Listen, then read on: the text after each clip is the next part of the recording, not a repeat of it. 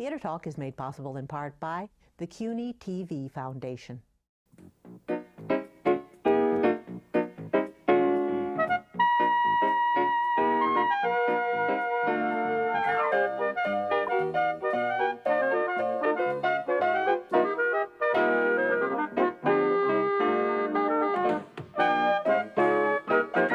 Let's face facts for a minute. You don't mind if I talk turkey? No, by all means, turkey.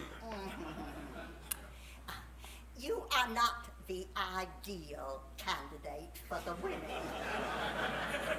You do know that, I suppose. Well, what women do you have in mind? The women don't like you trying to be funny all the time. Ah, sorry. Well, Abraham Lincoln was a bit of a humorist. Yeah, well, the women weren't voting in 1860.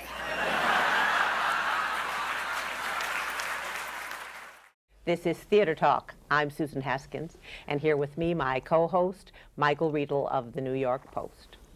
There's actually a play on Broadway now that deals with national politics. It's about two presidential contenders duking it out for their party's nomination. They throw mud at each other. They threaten to reveal personal details. Could have been written yesterday, but in fact, it was written 40 years ago. It's called The Best Man by Gore Vidal. It has been revived on Broadway at the Virginia Theater. Mr. Vidal is an essayist and playwright and screenwriter and novelist and witty television guest, we hope. And we are delighted to have him tonight on Theater Talk. I'm delighted to be here. Thank you. On Theater Talk. I thought it was a terrific play. As I said at the intro here, it could have been written yesterday with its concerns about what's going on in politics now. But I'm wondering, when the producers approached you about doing it, did you have any hesitation about bringing it back 40 years later that it might not hold up as well as it is? Well, you never know what will hold up, and it's a throw of the dice. It's been done regularly over the last 40 years. In fact, every 4 years there was a new production somewhere, often touring, and I would bring it up to date, which was fun. Mm-hmm. Then in the last few years, the political climate has so changed. First of all, we know who's going to be president in March. The conventions are in June or July. Right. So I believe the suspense factor is quite out. Yeah. The two conventions this year were nothing but long, inept commercials for products that nobody wanted to buy. You know, I mean, this is really existential art. You know, I'm moving back with you to Rome to get away from it. No, I did think about bringing it up, and I thought, well, I can't. You have to. The primaries have changed everything. There is no conversation, no dialogue, no debate about anything of a public nature, except who has raised how much hard and soft money, and personal scandal as well. Well, that always went on, though not so much 40 years ago as it does now. So I said, well, I think we better, and the producer agreed, let's just do it the way it was done and see what happens for an audience in the year 2000 to see a play that ran a couple of years and see exactly the same play that Jack Kennedy saw, Harry Truman saw, Lyndon Johnson saw, Eleanor Roosevelt saw, Nehru saw. They all went. Adlai Stevenson read a rough draft of it, if I'm not mistaken. He read an early draft of it, and our producer first time around was Roger L. Stevens, who later invented the Kennedy Center in Washington. And he was not only a big producer, but he was a fundraiser for the Democratic Party, specifically for Adlai Stevenson, who had run in 52, 56, and Eleanor Roosevelt was pushing him for 1960. So Roger, unknown to me, sent a copy of the script to Adlai Stevenson. Meanwhile, I had sent a copy of the script to Jack Kennedy. So I got my Kennedy notes, which were pretty funny, and I saw the letter that Adlai wrote Roger Stevens. And Adlai was waffling around, would he run, wouldn't he run? And he said, in the letter, he said, thank you for sending me Mr. Vidal's play. He said, that little funny that he used to do. He said, if the Cantwell character is based upon Richard the Black-Hearted, referring to Richard M. Nixon, I am much amused. If the other character is based upon me, I am less than satisfied. Meanwhile, the Stevensonians in the party were at war and furious with Roger for putting this on. And they got to him, particularly, what was her name?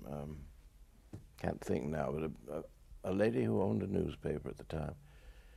Well, the split in the party in '59 when I wrote the play was between the Stevensonians and the Kennedy insurgents. Mm-hmm.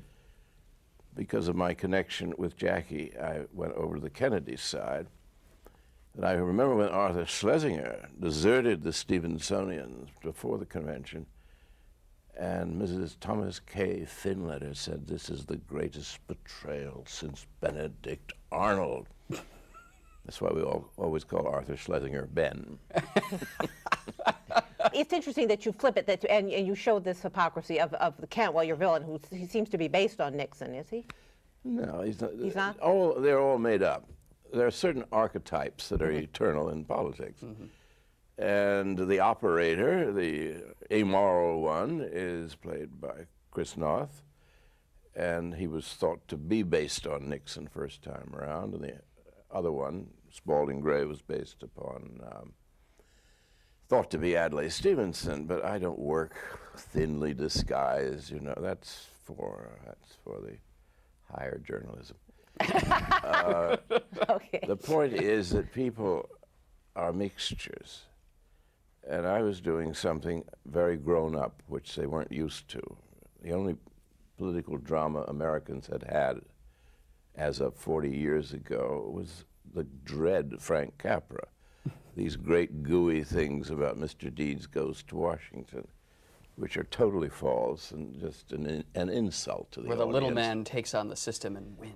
Oh yeah, and he wants to build a dam. The bad guys are paying off. It's just horrible stuff. And he was going to direct The Best Man too as a movie. I fired him. I was asked. I won the prize for Best Picture at the Cannes Film Festival with the movie of The Best Man in '64, and Gilles Jacob, who was the head of the festival. What was your greatest moment in the movies? Because I used to write quite a few movies. And I said, when I fired Frank Capra. I said, I did a public service beyond belief. You threw a big pot of vinegar on his sentimental goo. Yes, and got a proper Caesar salad. I want to talk about the two characters in the play, because you're right, they're not thinly veiled characters based cartoons.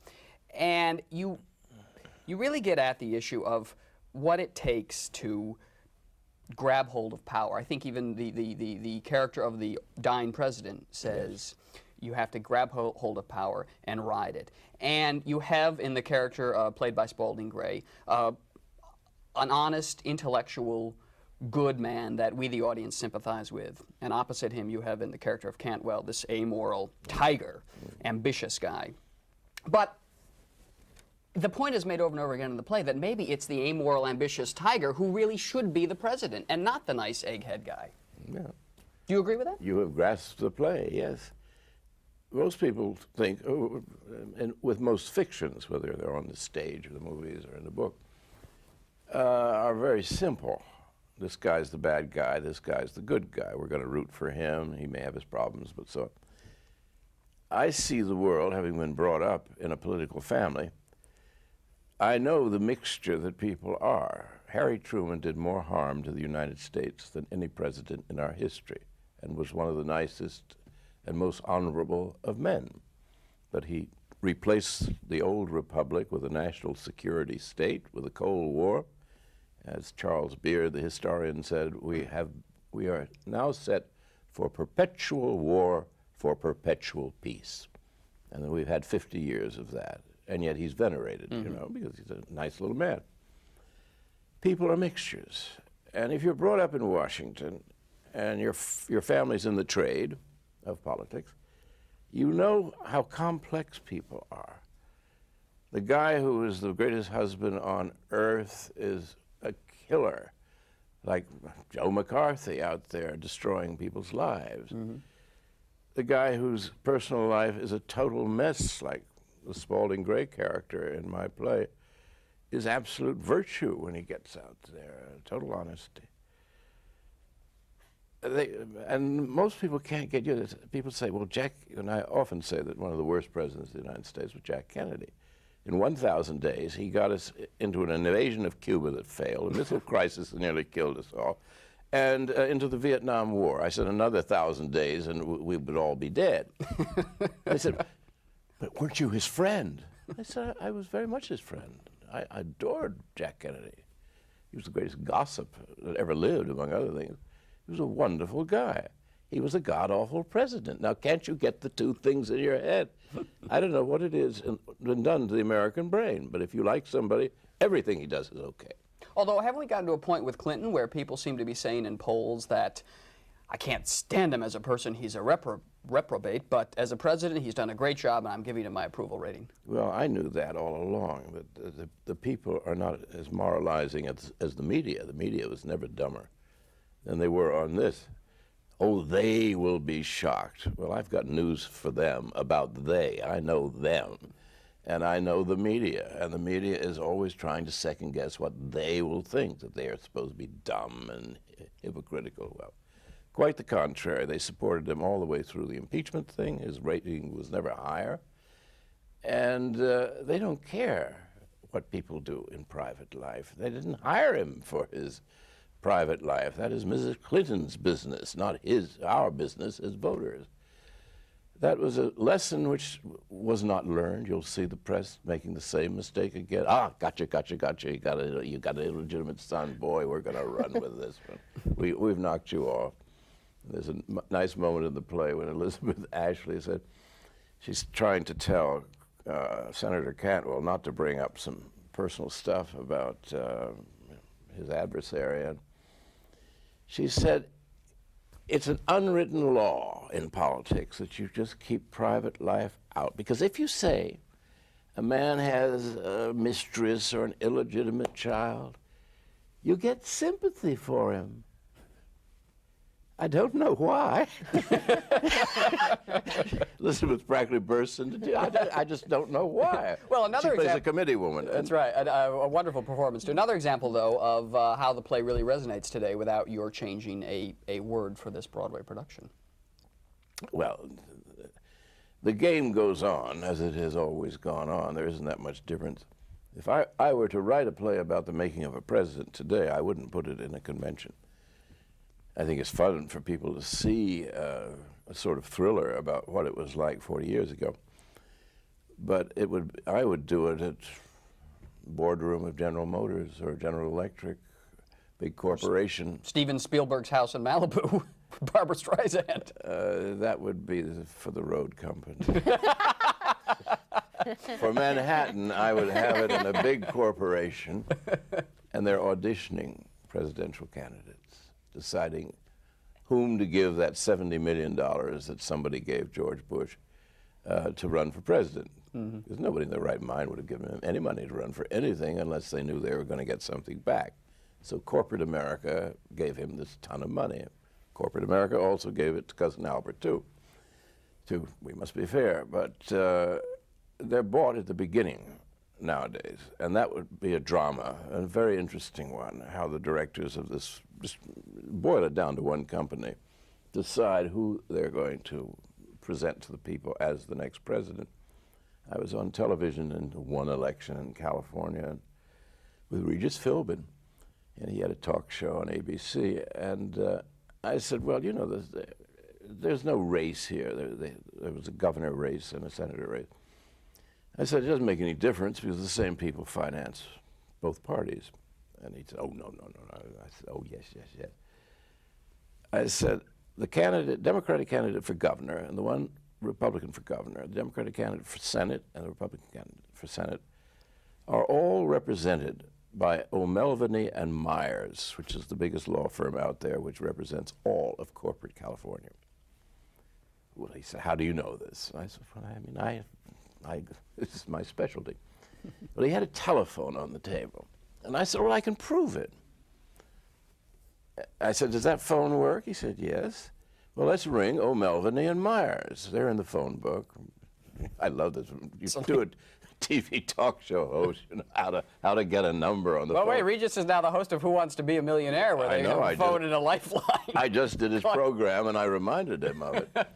So Regis rings O'Melveny and Myers, and I happen to remember which of their lawyers was running the campaign of John Tunney, who was the Democratic senator.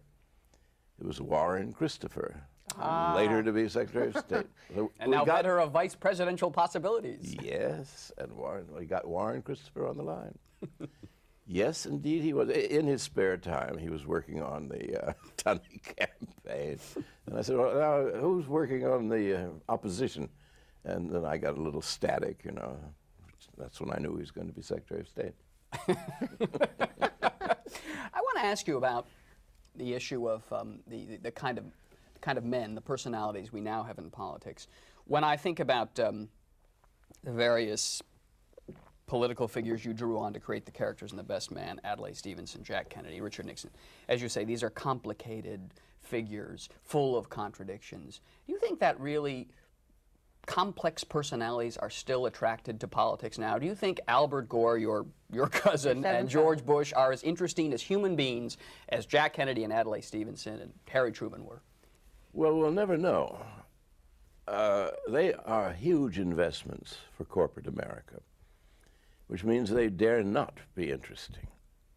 They must not show anything that shows intelligent life on Mars. I mean, they really have to be bland beyond belief. The only reason that George Bush got nominated was that his father had been president. Everybody forgot that his father was a failure as president and suffers from the same dyslexia that his son does, for which we're all very sorry for the family. But the one task of a president that the founding fathers had in mind was the State of the Union. And once a year he has to report to the country. No president has written his speeches since Woodrow Wilson in 1920, and now we've got presidents who can't read the speeches that other people write for them. I mean, this is really second law of thermodynamics. Everything is running down. Maybe they're still interesting, they're just dumb. Well, I don't even know if they're dumb. It's that they must be malleable, pliable, and safe. So they don't dare make a joke. They don't dare show any kind of... I mean, Kennedy and Stevenson were so funny. I mean, people gasp when they play at some of the things I have Spalding Gray say, that are very candid, talking about Bertrand Russell, In front of the press corps, by the way. Yes, too, in front of the press corps, saying, he's fired for moral turpitude, not for incompetence as a philosopher. Well, Stevenson would have said that. Jack Kennedy would have said that. I was at the White House right after he was elected, and I was there with Richard Rovere, who was a very good political writer for the New Yorker. And Jack said, well, we'll handle that. I can see you all next Sunday. Oh, no, I've got Mass. It's Mass for the next 4 years. This is the first Catholic president complaining about having to go to church in front of the press corps. And not one of them tattled on him. Right. Well, now you get George Bush going to the back of the plane and sort of joking with the press corps here and there. And I guess now, in the age of the canned candidate, any joke, no matter how lame, passes for wit like the press corps. Well, expectations are very low because the boardroom has decided what they want. Now, this is Theater Talk, and I do want to talk about your theater career. You wrote 4 plays, I believe? No, more than that. Two very successful on Broadway. Yes, and one adaptation, which was Dorian Matt, which was not successful, and 2 more plays, which I quite liked, but they were too sharp for An Evening with Richard Nixon was really quite an interesting play. Yeah, it is an interesting play. 1972, that was my last play on Broadway. And I wanted to write about grown-up issues, and it wasn't that the audience didn't like these things. We always did wonderfully well in the previews, and then the New York Times would say they didn't like it for some political reason. So it was just too difficult. And I went back to novel writing, and I occasionally do movies. But I saw Tennessee Williams was a close friend until he died, for many, many years. And I saw his last days. Now, mind you, between Nembutal and vodka, he was blowing his brains out, but he still was very, very talented. And it was nothing but agony. Well, I've sent the play to Gage, but he has not responded. Marlon indicates that he might return to Broadway, and it was nothing but trying to get plays on. And here was the world's greatest living playwright. Right. Well, I thought, oh boy, it's not for me. I'm not going to be sending out plays for people to. Is the theater any crueler, though, than any other form of Well, it's writing? so expensive, and it's shrunken. I guess the critics have more power in the theater than they do. Oh, they have no power anywhere else. Yeah. But the Times alone, I mean, we were saved, people like Tennessee and me, by the Times, because they had Brooks Atkinson, and he was not reachable by those with an agendum at the Times. Then, when he retired, a guy called Howard Taubman came along, who was out to just get to about everyone, and he had his enemies list. And I remember Edward Albee saying, you know, it's like being in school with a teacher. We're writing our plays to hand them in to Mr. Taubman, of all people, to grade. And I said, well, I think I'm going to Europe and write some novels. Let me tell And you Edward something. looked just terribly sad because he was going to stay. Well, you got a sort of a substitute teacher now in Ben Brantley, who's not quite as cruel, but maybe a little less interesting than Howard Taubman. Did you miss the life of the theater? I mean, is this something that you would like to have continued in? Do you like the theater? I started as a novelist, you know, and went to the theater because I was being blacked out after The City and the Pillar in 1948. I had 7 books which had no daily review in the Times, no review in Time, no review in Newsweek. Why did they do that? Oh, we're not going to bother the audience with this. It's just they can go out in the streets and ask people, and they'll Go learn. read The Wonderful City and the Pillar. And, Yeah, go read that's the right. Wonderful. And but if you have 7 books that are blacked out, thank God for England, because I was very popular during all that time there. But you cannot live on English royalties. It's a smaller population. And something called live television came along in 1954. I watched one live TV play. I read one script, wrote one, went on Studio One, and never looked back. That took me to the movies, to MGM. That took me to Broadway. So I spent 10 years making enough money so that I would never have to do anything I didn't want to do again. And went back to the novel. I do want to ask you, now that you're again, a hot playwright on Broadway, as you meander around Times Square and Schubert Alley, the changes you see from what Broadway was like 40 years ago when you were working on there must boggle the mind. The mind boggles. Well, it was more glamorous then, and well, there's more of it. I mean, I think the year The Best Man opened, 1960, was there must have been about 40 plays on Broadway. Yeah. And now I'm told there aren't any. I mean, or they have imports. That's all new. I don't think people have lost the habit of going, of course, the theater is so expensive. It's about almost $80 for your show. Well, it's an awful lot of money, and they also have to get there, and the traffic is god-awful, and then you go out to dinner, and that is not the $11.50 blue plate special that Lee Tracy always had at the Taft Hotel, where he stayed.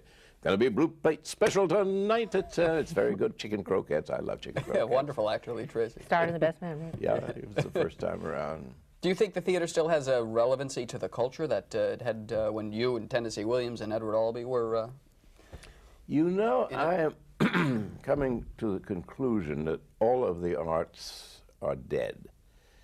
Doesn't mean they're not good artists around, but there isn't much of an audience. And I think you see it in the novel. Nobody reads novels, particularly good ones. The airport novels do well, you know, because they have to do with the higher shopping. But by and large, all the arts seem to be on hold. Occasionally a very good movie. Movies are probably the liveliest, but also the most tortuous experience for anybody who writes them or directs them. It's as though everything, and it's true of every country, everything is just paralyzed, as though they're waiting for something to happen. Maybe it's Third World War, I don't know, or the Second Coming. Or a good revival of Gore Vidal's The Best Man. Yes, or even further revival of Senator Lieberman, who is obviously going to bring on the Second Coming or something. We had a lot of revival meetings with Senator Lieberman. I have some religious scenes of The Best Man, and two ladies last night said, "Oh, you put all that religious stuff in," because two of the characters are atheists.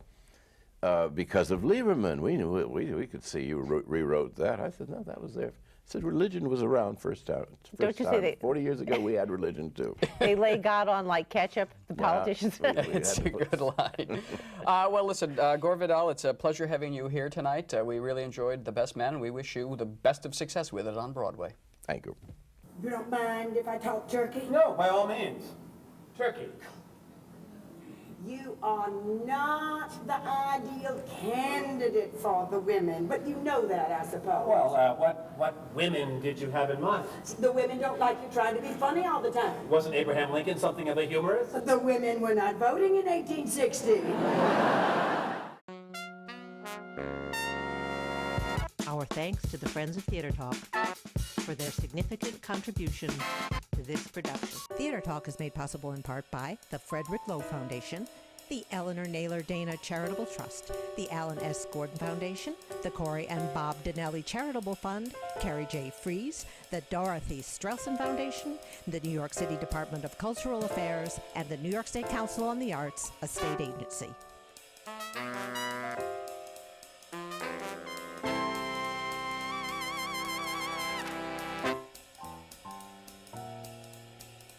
We welcome your questions or comments for Theater Talk. Thank you and good night.